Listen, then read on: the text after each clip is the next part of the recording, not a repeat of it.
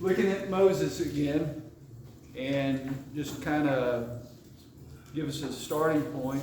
Last week, we looked at Moses, and like a lot of heroes in the Bible, here's the challenge. A lot of times when you read contemporary descriptions of more contemporary famous figures, you get all the information on one page that's describing them. You know, for example, we just had the election, and if you were just a newcomer to the United States, it would be very easy to pick up an article and read a little synopsis of Donald Trump's life or Kamala Harris's or anybody else, right? It's all on one page. The Bible is not like that. What the Bible does is you got to look, because it scatters these little one-sentence descriptions and short stories over people in the Bible, and sometimes it can describe the same event in multiple places. Everybody knows the story of David and Bathsheba, right? That's an exception to the rule. You can read about that all in one chapter. Okay, and you can say, okay, that was David's problem. Moses is not like that. Moses, you have to look at these verses that are scattered throughout the first 5 books of the Old Testament to kind of get a real firm grip on who he was. And so what we saw last week, we took him at his birth, and we saw how he killed the Egyptian, right? Remember him killing the Egyptian? And then the next day, we saw him try to settle a dispute between 2 Hebrews, right? Right. And then we looked in Acts to see what his inner thought was. And when Acts chapter 7 describes that event, it makes it clear that Moses knew he was supposed to deliver the Hebrews. Remember that? So Moses knew what his mission was. That was how Moses was trying to accomplish it. And then as we move forward in his life, he fled from Pharaoh because he knew Pharaoh was trying to kill him. And you remember the scene where the shepherd girls were at the well, and Moses defended them and drove off these shepherds that were trying to drive these girls away from watering their flocks. And so to sum all that up, we called Moses a rescuer. All those things show that he's trying to rescue. But then when we zeroed in on him killing the Egyptian, and this is where you have to really put your imagination in gear, he killed this man with his bare hands. Now, if I'm a sniper, I can shoot somebody from a half a mile away, and that's not a particularly emotional experience, is it? Because I'm so far removed. Or if I'm a military pilot, I can drop bombs, and that's not really an emotional experience. But think about it. You have to be emotionally engaged to exert the energy to fight with an armed guard and kill him. And if you're, once again, drawing on my vast experience spending my evenings watching crime shows, there's only so many ways you can kill someone with your bare hands, right? The simplest and the quickest way is you simply choke them to death. Okay? So, I know I'm speculating, but once again, Moses only had so many choices on how he's going to kill this guy. That's probably the logical choice. So I'm going to ask you, when you choke someone, is your pulse rate normal? No. Or are you just kind of, well, I think I'll go choke someone? No, I think I'll take up my .30-06 and shoot him from a half mile away off a rooftop. No, you've got to be angry at him. The detectives say it's a crime of passion. Every murder has a motive. A lot of times it's money. What was his motive?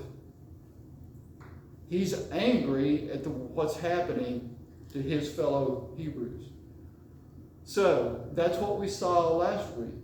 We're going to pick up today, and we're going to look at some other little snapshots of Moses being angry. I'll never do this, but you know how some people have their phones in their car and they have their camera running all the time? You know, like a dash cam, say, perhaps. Some people do that. You'll never catch me doing that because that will show you me at my worst. So we're going to see Moses when he's angry. And we're going to look at what made him angry. We're going to look at how he dealt with it. So we've talked about all those passages. The next scene in Moses' life is found in Exodus chapter 11. Exodus chapter 11, and we're going to read verses 4 through 8.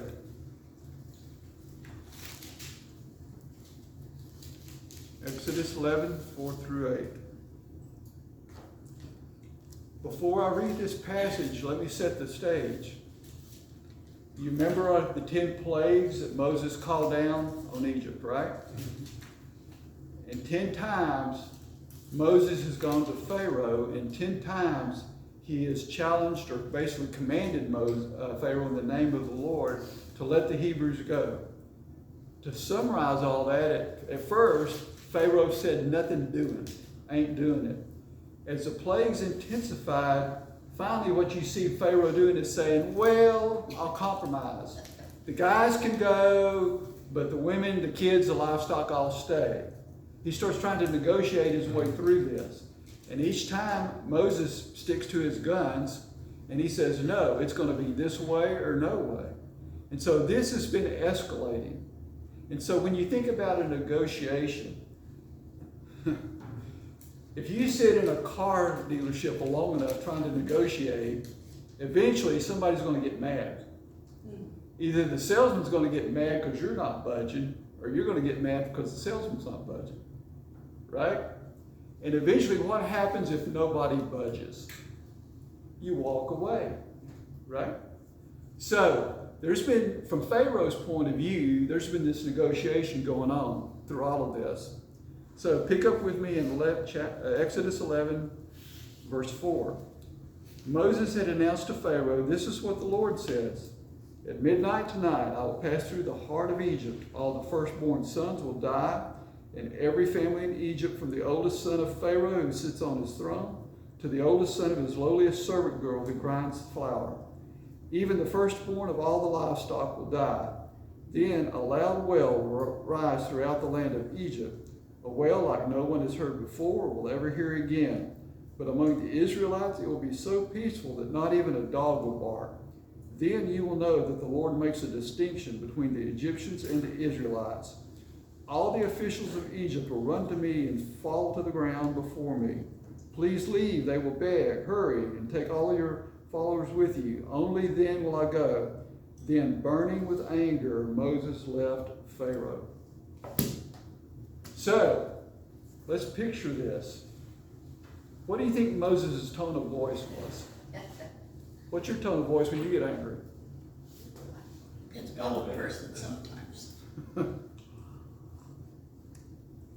You might be loud. Very loud. Might be loud. Usually anger produces a certain amount of volume. It can be very platonic. Usually also what happens when you're angry, you know what you're doing? You're looking somebody right in the face. I use the pointy finger. Yeah, sometimes the finger comes out. Bam, bam, bam. Okay? Now we have to ask Moses the question that God asked Jonah. Do you have good reason to be angry? So you answer that. Moses have good reason to be angry? He thought he did. You're nodding yes. I'm Why? nodding yes. Why? Because he's going for his people. He has the authority from God to do it, and God told him, go do it. And I mean, the old guy's just not budging, evidently. Okay. Right? Sure. Okay. What else? Anybody else? Moses have good reason to be angry? Yes or no? Yeah, I think so, yeah. You think yes? Yeah, Same reason she does? kind of, yes. Okay, no reason. Absolutely. Yeah. Evidently, you don't think the same thing. What did Moses know about God's role in all of this? Because before the very first plague, God made a prediction to Moses. Do you remember what God predicted to Moses before he ever left Midian to go back? Pharaoh's going to refuse. Pardon? Pharaoh will refuse. He knew that Pharaoh would refuse, so God predicted that. And God predicted his solution. God said, I will deal with that. So Moses, you go talk, but Moses, I'll fight the battle. Because God told him before he ever left Midian, he said, I'm going to deal with this. Okay, I get that, but, you know, sometimes you have to tell people, look, this is what's gonna happen, this is what the Lord said. I mean, to me, he's just relaying, he's angry because they're not getting it. I think he knows what's gonna happen, but he wants them to know, you're gonna get it. He wants them to know, but let's dig a little deeper. I want to ask you what you think about this statement. All anger is generated when I have either lost something or I'm afraid I'm going to lose something.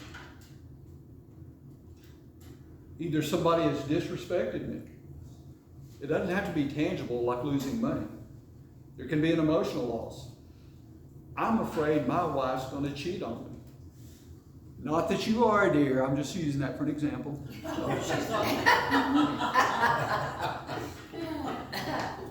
I'm afraid I'm going to lose something. I'm afraid I'm going to die in this car wreck that's about to happen, so I'm going to have road rage. Or that guy cut me off on the interstate, kind of like the neighbor who cursed me out. My dignity, whatever you want to call it, has been violated. Or I'm afraid the bad guy with the gun in the parking lot is going to hold me up, so I'm mad at him. I'm afraid I'm not going to get that promotion at work, so I'm mad at my coworker because they're angling for it and they're cheating.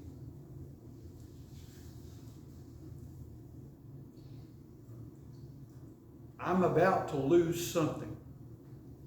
Because what anger does, when you think about it, it's a defensive posture. In one sense, I'm going to defend myself. Or I'm going to go on the offense and make right this wrong. I'm going to tell my neighbor what I think about this. Because his dog shouldn't have pooped in my yard. Go ahead. I hope my timing is right on this, but it seems like with every plague that came against Egypt, hardship was doubled on the Israelites. And perhaps he was angry because instead of things getting better, they seem to be getting worse. And That's partially true and partially wrong. When you look at the plagues, and the hailstorm is the best example where the Bible makes it clear it fell on the Egyptian and it killed their cows, but it did not fall on the Hebrews. In fact, that's the whole thing. The plagues, when the Nile River turned to blood, that affected everybody. But for instance, with the hailstorm, as you see the plagues escalating, God starts making a distinction. And in fact, Moses, we're not going to read it, but Moses tells Pharaoh, God's going to make a distinction. It's going to happen to you, but not us. And of course, the culmination of that is the killing of the firstborn child, where they had the Passover feast, and the Egyptian boys died, but not any of the Hebrews. So you're partially right at the beginning, but at the end, God discriminates. true, but I'm also thinking Pharaoh's going to be getting more and more angry. And typically, when somebody's really escalating something, it's really hard to just stay calm. So as Pharaoh escalates, because his people are being abused, I can see Moses' anger rising up just because anger means anger. Yeah. I think Moses is mad for a number of reasons. I think one of the reasons he's mad is because he's done his best to communicate God's truth to the heathen, and the heathen refuses to accept it no matter how big the proof is. And so there's that. I think though there's another reason in there is because we all get impatient with God, and when we do, sometimes we get angry at a situation because we want God to fix it yesterday, because Moses knew that God was going to fix it, but it hadn't happened yet. So I think there could be a number of reasons. But here's the big picture. Underneath it all, Moses had God's promise to eventually conquer this Pharaoh. And if God has promised to help me deal with my neighbor, my cheating wife, my son, my whoever, my bank account, I don't see in the Bible where you can be trusting God and be angry simultaneously. I don't see in the Bible any example that Scripture lists out where you have an angry person where it portrays them as resting in God's promises. Now, let's back up the bus. Is anger in itself wrong? Paul was the one that said, be angry and do not sin. Jesus is the one that kicked over the tables in the temple, right? Okay? Even God himself is described as an angry God. So here's my point. Like I've said about depression, anxiety, anger, you name the emotion, the presence of it is not the problem. It's how you manage it that is the problem. And that's what we're going to see with Moses as we go along in this. This doesn't show this, but I want you to see that this man is still angry about what's going on with the Egyptians. Pam, did you want to say something? I was just gonna say, I think he's mad too, because they're not listening to him. I get mad when I'm not listening. Exactly. He thinks, well, I've been given the authority to tell you, and you're not. So there's a little bit of me in there. You know? Yes. Yeah, once again, what do you think a highway patrolman is going to feel when he stops you for speeding? He knows you're speeding. He proves to you that you're speeding, and you sit there and you make an obscene gesture at him. He's not going to say, I'm very calm. I think I'll trust God with this. Skip over to Exodus 32, another well-known passage. Exodus 32, and we'll pick it up in verse 15.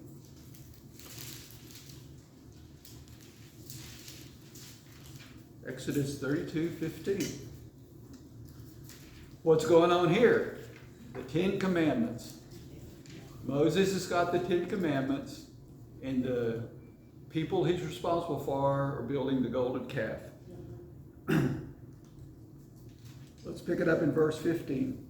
Then Moses turned and went down the mountain. He held in his hands the 2 stone tablets inscribed with the terms of the covenant. They were inscribed on both sides, front and back. These tablets were God's work. The words on them were written by God himself. When Moses heard the boisterous noise of the people shouting below, he exclaimed to Moses, "It sounds like war in the camp." But Moses replied, "No, it's not a shout of victory, nor the wailing of defeat. I hear the sound of a celebration." When they came near the camp, Moses saw the calf and the dancing, and he burned with anger.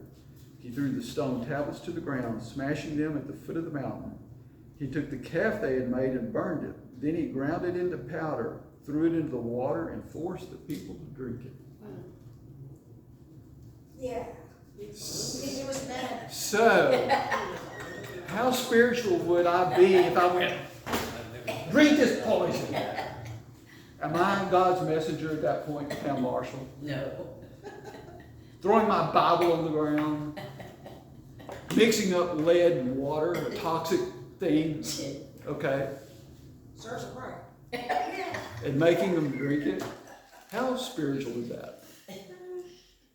Well, if you'd have led us around in the wilderness for 40 years, you might be a little ticked that we don't learn nothing in the process. The problem is, this did not happen after 40 years. But here's the point. God just supernaturally gave this man the most famous document in the history of the universe. Yeah. Did he not? Yes. Oops. So if that man knows anything, I have a special connection to God. Right? Plus, what else has Moses seen by now? You know, I'm always telling you, you got to remember your past to face your present. He has seen all those plagues where God supernaturally did that. But you remember when he was burning with anger at Pharaoh when he announced the killing of the firstborn? There's one more thing that's occurred between that scene and this scene. The parting of the Red Sea. So if Moses has anything, and you know how I've said that, you know, God does miracles, but it doesn't create faith? If Moses knows anything, this man should be convinced of two things. First thing is God did deal with Pharaoh. It took a while, but God dealt with Pharaoh, didn't he? Yeah. Okay? And when you read the story of the Red Sea, it specifically says the Hebrews saw these Egyptian carcasses floating up on the shore. What's more vivid than a bunch of bloated, dead humans stinking on the shore of that?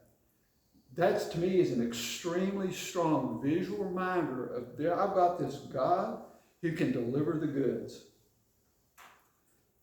So, I want to say something. sure. The children of Israel, when they left under Moses' leadership from the Pharaoh, Moses wasn't the only one that saw all the goodness and things that God did. So when Moses went up to the mountain to receive the 10 Commandments and things, the children of Israel had been doing a lot of complaining, but they saw all the miracles that Jesus did as well. Mm-hmm. So Moses had a reaction to that because they couldn't see it. Their choices were wrong. And he kept trying to get them to see where God was working. And at the mountain, when he came down the mountain, I'd be pissed too. Because when my kids, pardon me, I'm sorry. Don't worry, I turned off the video. Okay. Well, but if you tell your children over and over, look at everything that's happened. Look at all the good things. Look at the miracle. You survived this. And you're going to do that? Mm-hmm. I think that that has to be considered too, and I don't know. Well, here's the deal, though. Once again, we can look at it from all these different angles, Right. but we need to see Moses and his thought process, or his lack of thought process, that's going on here. First of all, once again, you don't throw down the 10 Commandments if you're calm, right? You don't choke an Egyptian if you're calm, okay? When you're confronting the President of the United States, so to speak, as he did with Pharaoh, he wasn't calm. In other words, when you look at this, every time he has these confrontations, he loses his cool. Because they weren't listening. Every time he has these confrontations, whether it's with an evil Egyptian, an evil Pharaoh, and now is the evil of his own people, because that's what's going on here, right? His people have their faith has collapsed. Every time he has this confrontation, he pops his cork. Every time he has a confrontation, boom, he loses it. You remember Elijah, when we talked about Elijah several weeks ago? And you remember Elijah had his confrontation on Mount Carmel. But you remember when Jezebel threatened to kill him, he ran for his life and he was scared, he hid in a cave. When we have our difficult situations, usually we err in one of two directions. We err like Elijah and we get scared. We get like Moses or we get mad. When we have the biggest test of our faith, usually the challenge is not to err in one of those two directions. Either I get angry and I'm going to handle it myself, or I'm going to get scared and run from it. Make Okay, sense? I ask you a question. Sure. You're always asking us. What would you have Moses do at this point? I mean, all these people are doing all this stuff. You know it's wrong. God's told you. I mean, to me, I just can't see standing. I get it. I know what you're saying, but I'm just saying, what would you have him do? Well, here's the deal. This man did not ask God what to do. Okay. Get that. Elijah did not ask God what to do. But they were, These men, they were human. they were humans, okay? They were humans. And here's the deal. They both were men on missions that God specifically told them to do. But when they hit the hard parts of it, and here's the thing, they had exemplary prayer lives. We know Elijah did. James talks about him as an example of prayer. He prayed for a drought to start. He prayed for a drought to stop. He prayed for lightning to come down on Mount Carmel. He prayed for a widow's son to be raised from the dead. He's batting 100% in his prayer life. But you don't see him praying before he runs in fear. Moses saw these incredible miracles that happened at his own hand. Remember the staff? Yes. That staff turned into a snake and back. And that staff parted the Red Sea. Right? That staff did all of that. So Moses has this great history behind him leading up to these crises. Elijah has this great history behind him leading up to these crises. But fear torpedoed one man and anger torpedoed another. But here's the deal. For whatever Moses should or shouldn't have done, I think he knew enough to know not breaking what God just gave him wasn't the answer. Well, okay. Right? So, Moses gets really mad. He destroys these tablets. Okay? But he does not stop there. It's one thing for me to get mad at my wife or my neighbor. It's another thing for me to take them by the scruff of the neck, open their mouth, and pour a bunch of minerals and water down their throat. Right? It's one thing for us to get mad at anybody, but it's another thing for us not only to get mad, but to, in our mind, execute justice. Vengeance is mine, I will repay, thus saith the Lord. To me, I can see a portion of, in each of these circumstances where he gets angry, his authority has been challenged. Yes. You're right. Exactly. His authority has been flaunted. And he is going to exert his authority Yeah. in the punishment. Yeah. Because, it's not God's authority, it's Yeah. his authority. Right. No, you're right. His authority has been. He's taking it very personally. Yeah. He's taking Yes. the It's mission not God, that it's him. he's taking the mission that God gave him at the personal level instead of simply following God's leadership through the mission. Because this God that directed him step by step, the same God that directed Elijah step by step, when they got to a crisis in their personal faith, that was the problem. If you think about it, as long as Moses was announcing plagues to Pharaoh, which was a crisis from Pharaoh's point of view, right? Mm-hmm. Moses is fine. As long as Elijah is calling down lightning bolts on Mount Carmel, he's fine. It's when their mission creates a personal crisis for them that the tables get flipped. It's when we're doing what God wants us to do, and everything is going fine as long as we're dealing with it out there. But when something happens to make us look inward and have to manage ourselves instead of managing the rest of the universe, Yes. that is the problem. I'm great at managing all of y'all. Right. I'm not so great at managing myself. If y'all want to know what to do, just ask Jimmy. He'll tell you. He's like Moses. He's got this direct connection. I can tell you what to do. However, at the personal level, when I'm the one that gets prostate cancer, when I'm the one that gets cut off on the interstate, when I'm the one whose stock market investments go south, it's a whole different story. Aaron was his buddy and also the person appointed to take care of the people while he was gone.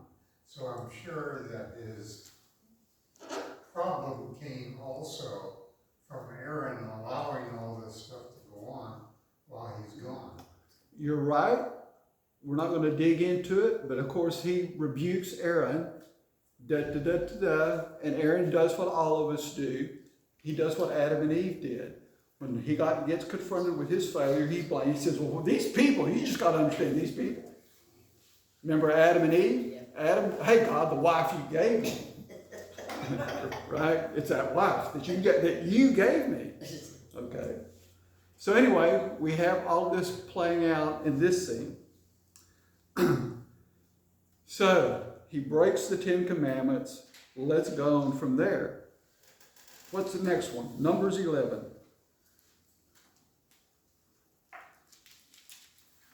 Numbers 11. This episode is in verses 10 through 14. Numbers 11, verses 10 through 14. To set the stage for this one and compare it to the previous event that we just looked at, when he breaks the 10 Commandments, he comes down from the mountain and he sees the people in the golden calf, right? The setting for this one that I'm about to read, the people have been whining and complaining about how hard life in the desert is, and they're talking about we should have just stayed in Egypt. Life is terrible, blah, blah, blah, blah, blah, blah. So, verse 10. Moses heard all the families standing in their doorways of their tents whining, and the Lord became extremely angry. Moses was also very aggravated, and Moses said to the Lord, "Why are you treating me your servant so harshly? Have mercy on me. What did I do to deserve the burden of all of these people? Did I give birth to them? Did I bring them into the world? Why did you tell me to carry them in my arms like a mother carries a nursing baby? How can I carry them to the land you swore to give their ancestors? Where am I supposed to get meat for all these people? They keep whining to me, saying, 'Give us meat to eat.' I can't carry all these people by myself. The load is far too heavy. If this is how you intend to treat me, just go ahead and kill me. Do me a favor and spare me this misery." Is his whining any different than the people? Not really. Is his whining any different than the people? But you think the logistics of taking that many people through a desert, I need people. food, with not having food or water, the complaining. Well, but from God's point of view, God would say this. If I can part the Red Sea, maybe I can solve this problem too. That's true. Just ask me. Yeah. Just ask me, Moses. But maybe that's what he's doing in his way. He's- You know what I mean? I mean, he's pouring it out. I mean, I Oh, get it. he's pouring it out. Yeah, I know. I'm sure God said He it. is pouring it I out. know. I know. Sometimes you just gotta get it out. Well, here again, we need to make a contrast here with the book of Psalms. All of y'all have read the Psalms long enough to know that a lot of those are the person complaining to God, right?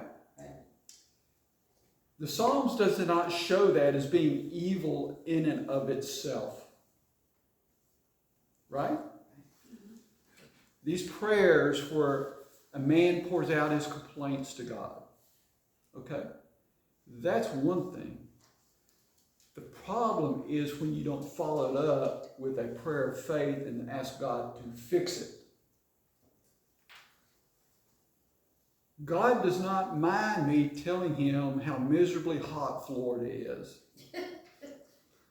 God does not mind me telling him how annoying my neighbors are. No problem.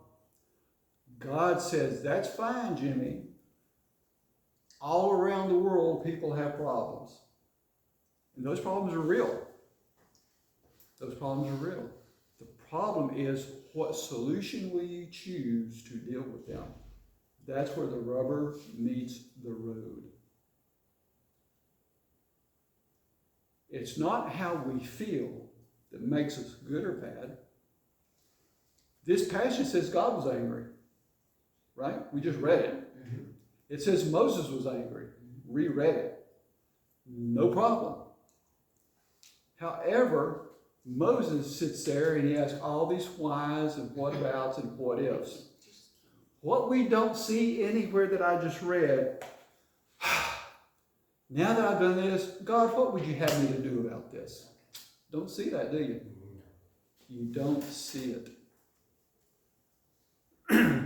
In fact, here is the culmination of a man who has no faith at all at this point. He asked to die. He asked to die. In fact, if you look at this from a prayer, out of all these sentences we just read, what sentence is Moses asking God to do anything?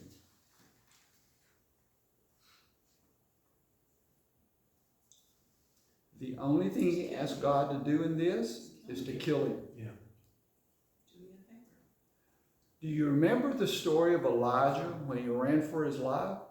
And it said he sat down under a juniper tree and asked to die. No different than this one. No different than this one. Both of these men have looked at their future, that God had called them to this mission, and instead of saying, God, I'm scared, I'm angry, the people have nothing to eat, whatever the problem is, you don't see either man saying, God, will you help me with this? In fact, you you see them telling God what you think the solution is. God, I have the solution. It's called my death. That's what you see here. So, we're not going to go into it any further, but when you keep on reading down, this is where God lets Moses appoint some leaders to help him. One more comparison with Elijah before we move on. Do you remember what Elijah said when God asked him, what are you doing in the cave? He said 3 things. He said, I've been very zealous for the Lord. Okay? People are seeking to kill me, and I'm the only one standing for you. Do you remember God's answer? Part of it was there are 7,000, Elijah, that are just as devoted to you. Here's what I want you to see. Both of these men, when the task looked the biggest, they saw themselves as all by themselves. Make sense? Yes. When the task gets the biggest, and we either get the scaredest or the angry, you know what we do? We turn ever more inward. Instead of going to the Lord in prayer, we tend to see ourselves as this isolated person all by ourselves, that God cannot do anything about this, all hope is lost.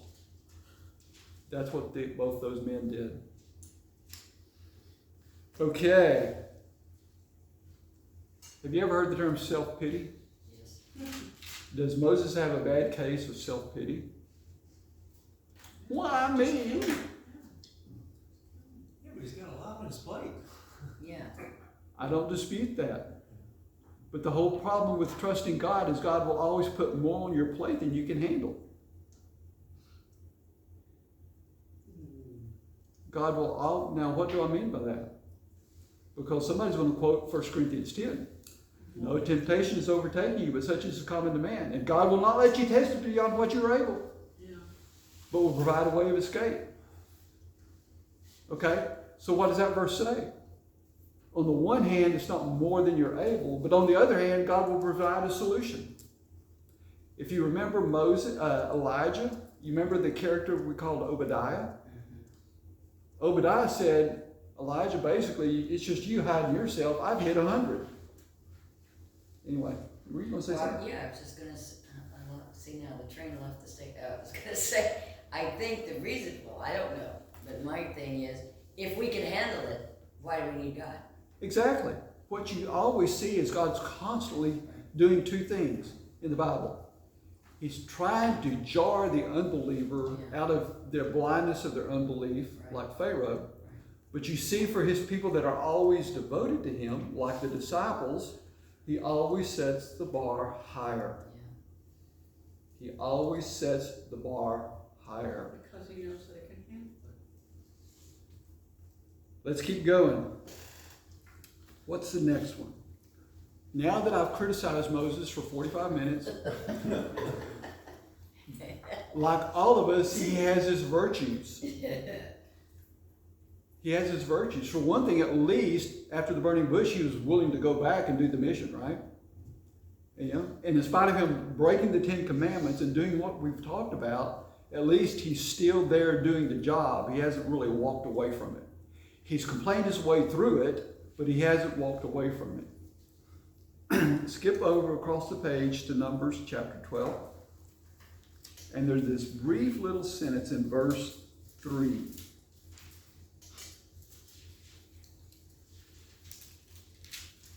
Numbers 12, verse 3. Now Moses was very humble, more humble than any person on earth. Now that we've talked about his anger, what does that tell us about him? First of all, what is humility? What is humbleness? Not thinking more of yourself than others. Say it, please. Not thinking more highly of yourself than you do of others. Good point. For all of his anger, here's what his anger was not so much about: self-exaltation. He got angry over injustice. He got angry at the people. Okay. But I don't think his anger was driven by self-exaltation. He just got mad because the people wouldn't follow directions. He just got mad because Pharaoh wouldn't follow directions. He got mad because the Egyptian was beating up on the Hebrews. Okay? He just got mad because the shepherd girls were being taken advantage of by the bad boy shepherds. He just gets mad over those things. Okay? And even when he's complaining about his job, here's what he's never said in all this: I deserve a promotion. He gets mad over the job itself, okay? But he's not really, I would say, offended by it. You know what I mean? He does not expect himself to be worshipped. He gets mad because these people don't worship God. So what do you do when people Moses had the problem with? He showed them, he worked with them, and when things keep happening over and over and over, and they make the choice not to do it, and he reacts. He reacts. And so you do become angry. You do have situations because you just, what can you do? Right. So the word is choices. Whether it has to deal with ourselves, with a crowd, with a person, or relationships, politics, Right. how to drive a car. Right. So, but what I want you to see from this episode before we leave is Moses that much different than the people he's leading. Because both of them are complaining about the situation God has providentially put them in. So in this episode, we see that Moses is not that much different than the people he's leading. Let's keep going. Where is the next one? Numbers 20.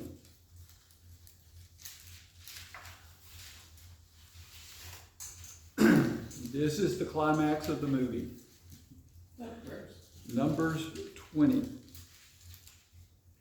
We're going to pick it up in verse 2.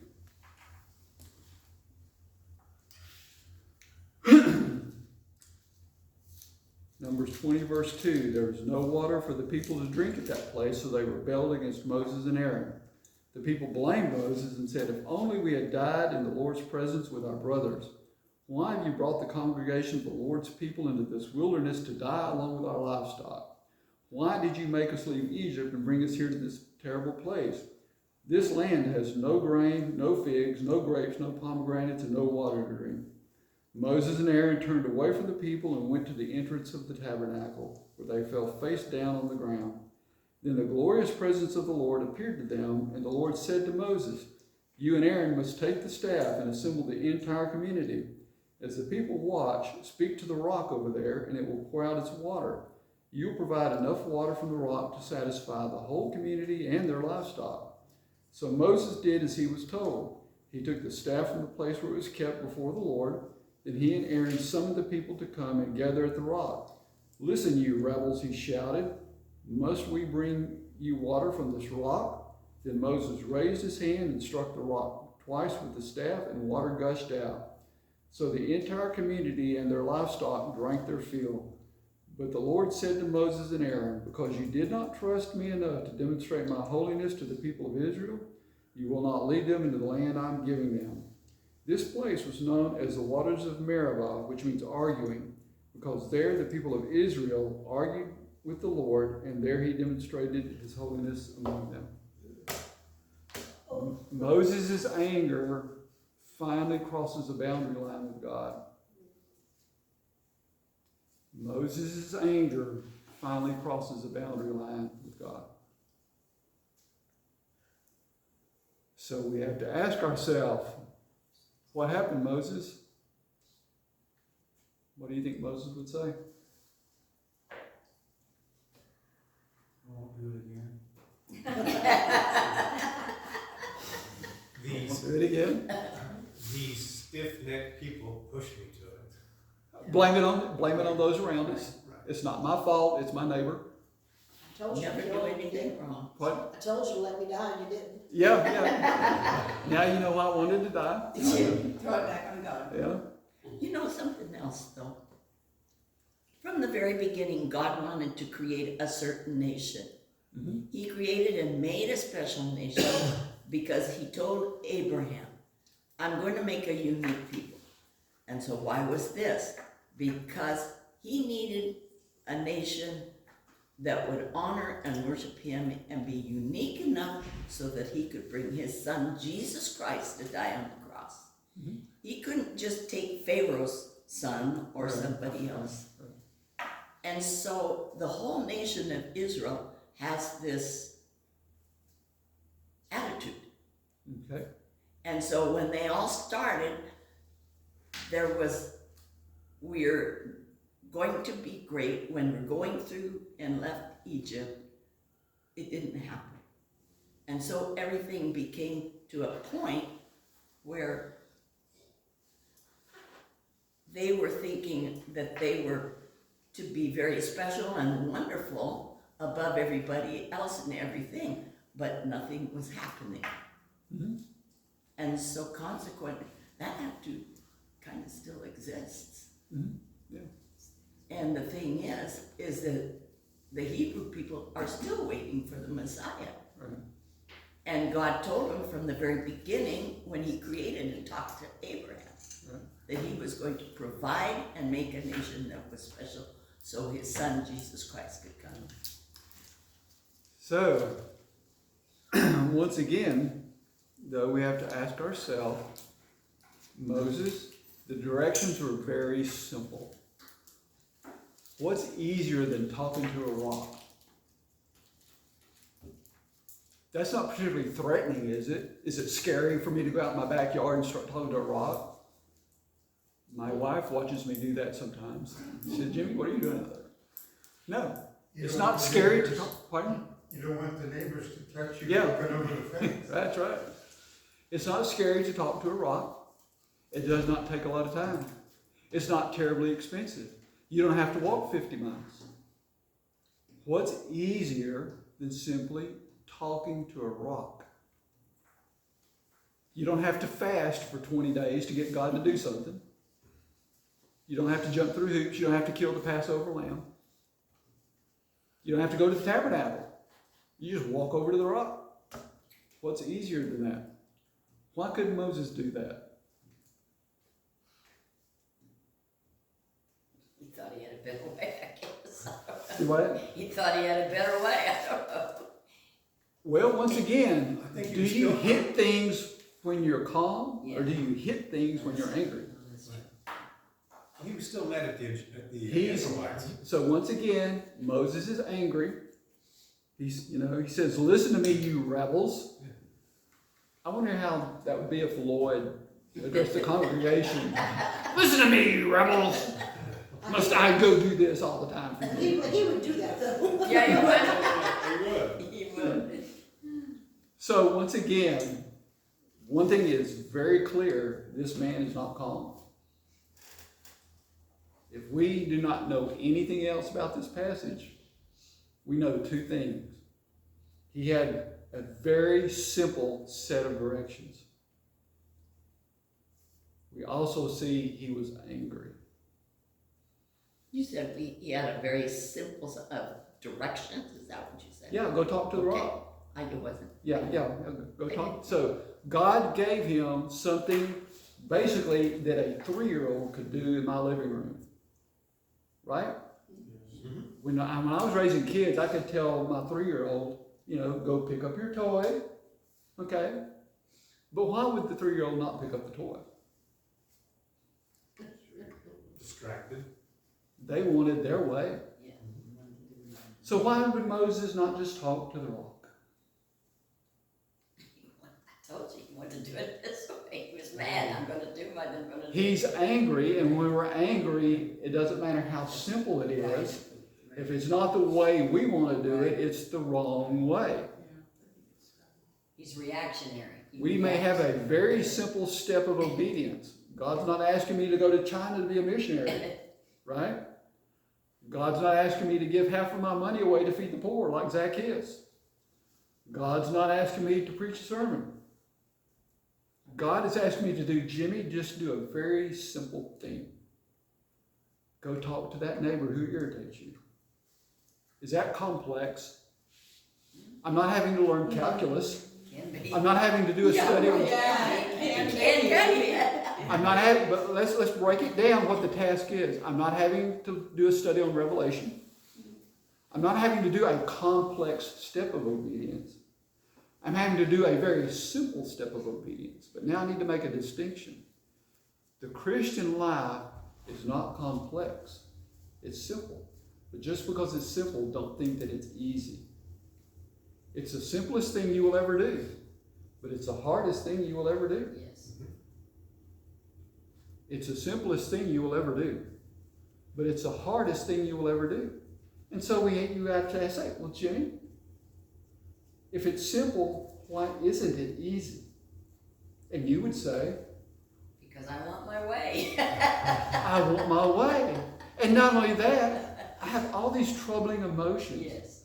I have all this depression, all this anxiety, all this anger, all this. It takes too long. Yeah, yes. So the Christian life is relatively simple. Right. But that doesn't mean that it's easy. It means that it's very hard. Jesus said the way is narrow to life and few are those who will find it. What he didn't say, the way of life is complex. He said it's very hard, and for that reason, few will find it. Not that they won't understand it, it's that they won't accept it. There you go. The way to life is not complex. I can understand it. Yeah. Moses did not have to say, God, I don't understand what a rock is. What do you mean talk? He didn't have to get an explanation, did he? It was a very simple thing. But what made it so hard was that he was so angry at these people that he's tolerated for decades now. He's tolerated, in fact, from his point of view, every time he tries to do something right for their benefit, they rebel against it. Every time he does his job as the leader, they rebel against it. And that's why he called them, you rebels. That's why he wheeled around and he said, listen to me, you rebels. You know what the phrase I use when I'm angry? Listen to me. Yes, I do. When I'm angry, I don't go, now what did you say, John? I don't ask people to repeat themselves when I'm angry. I say, you need to listen to me because I'm mad. So this man, from start to finish, from the time he was 40 years old and he killed that Egyptian, all the way to now, it's been one battle after another. On the one hand, here's what he's seen. God has done miracle after miracle. Okay?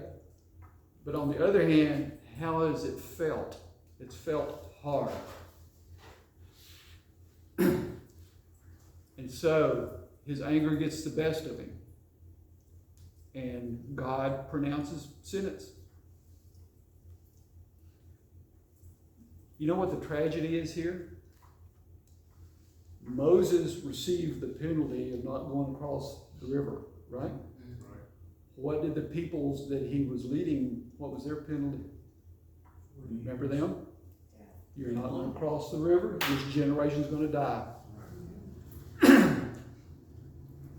Those people did not get to go across because they had a collapse of their faith, right? And it was repeatedly demonstrated over episode after episode, right? Moses did not get to go across because his faith collapsed in the face of anger. Their faith collapsed in the face of fear. Okay? But they both had the same penalty at the end, did they not? Moses didn't get to go across. Okay? So what's the lesson for us? I have a few, and I'll try to get through this quickly. When we are angry, we tend to think it's up to us to solve the problem. When our life, our mission is hard, we tend to focus on how hard the job is, how hard we have tried, instead of remembering what God has done. Make sense? Moses could not see how he was just like the people he was leading. These people struggled to trust God with their fear. He struggled to trust God with his anger. He did not see that when you peel the onion apart and get down to the core, he had a lot in common with the people he was leading. Okay? So here's the deal. He was unique in his ministry. I will never part the Red Sea. I'm not ever going to lead anybody anywhere. However, my anger can be just like his. My ministry won't be unique, but my emotional makeup can be just like Moses, and it can have similar results. Okay? Closing out, Matthew 7.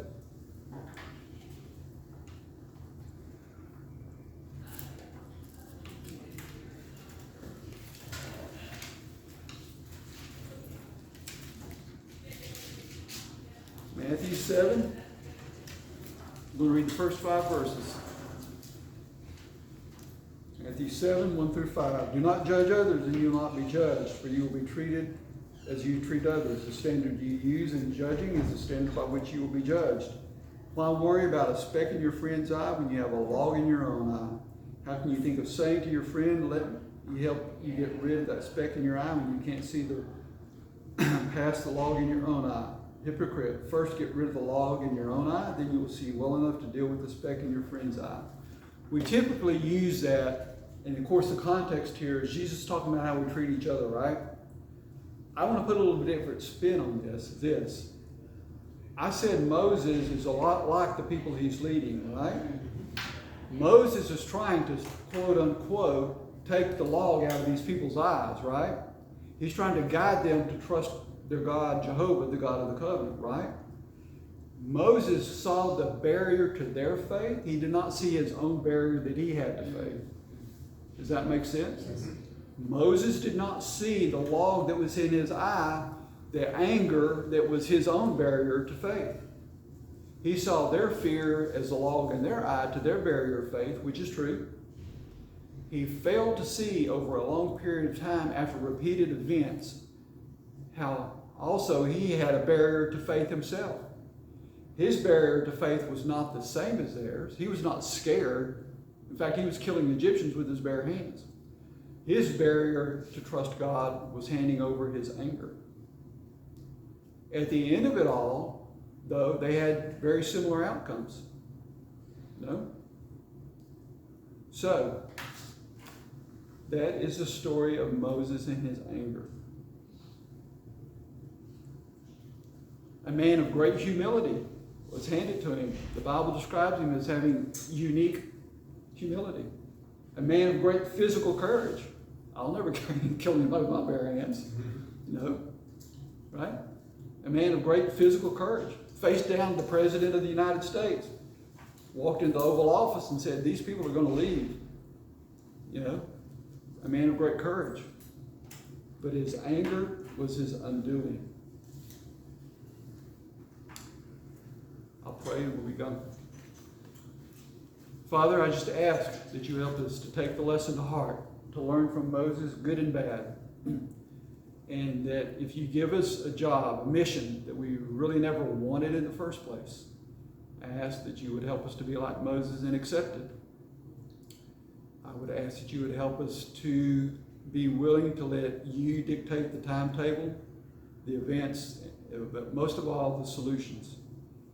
And then when it gets so hard, I ask that you would help us to be willing to do the simple thing, to simply trust. And I ask that you would help us to do this in Jesus' name. Amen.